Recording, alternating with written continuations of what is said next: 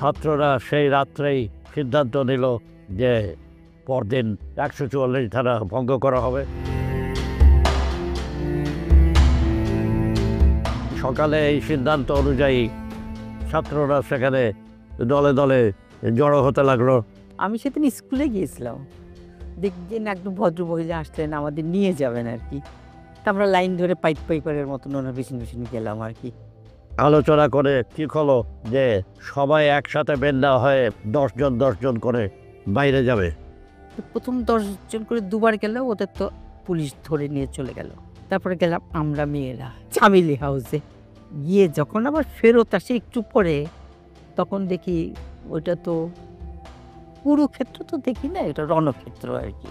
এবং সেই সময়ে বলা দরকার যে শুধু ইট পাটকেল নয়, পুলিশ টিয়ার গ্যাসও খুব নিক্ষেপ করেছিল, সেটা আর মনে আছে ভালোভাবে।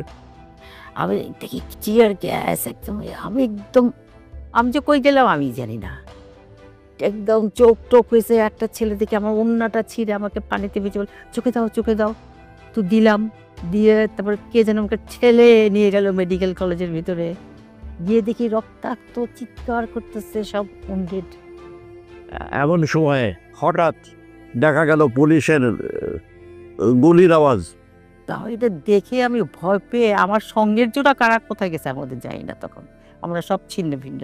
সব যখন বেরিয়ে গেল, বেরিয়ে সামনে এগিয়ে যেতেই তখন হঠাৎ আবার গুলি আওয়াজ হলো।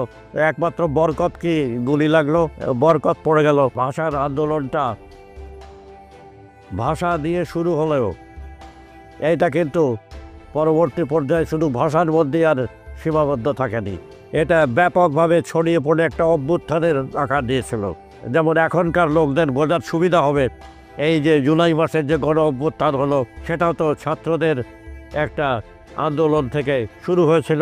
কিন্তু ছাত্রদের এই আন্দোলন শুরু হওয়ার পরেই, অল্পদিন পরেই কিন্তু এটা ছড়িয়ে গিয়ে ব্যাপক একটা অভ্যুত্থানের আকার ধারণ করলো। এমন অভ্যুত্থান যা বাংলাদেশে, এই অভ্যুত্থানের দেশে ইতিপূর্বে দেখা যায়নি।